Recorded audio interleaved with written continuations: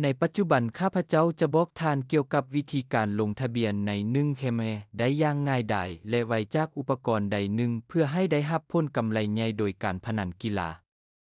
เปิดตัวท่องเว็บในโทรศัพท์หรือคอมพิวเตอร์ของทานพิมพ์1 เคมในแท็บค้นหาและไปที่เว็บไซต์อยู่ที่นั้นทานจะเข้าไปในเมนูหลักเลือกปุ่มลงทะเบียนข้าพเจ้าแนะนำให้ทานเลือกทางเลือกอีเมลเพราะว่านี้แม่นการลงทะเบียนอย่างเต็มที่กับการปกป้องข้อมูลของทาน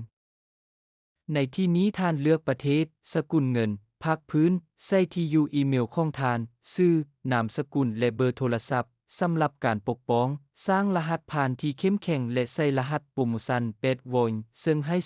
200% ให้กับเงินฝากของทานและกดปุ่มลงทะเบียน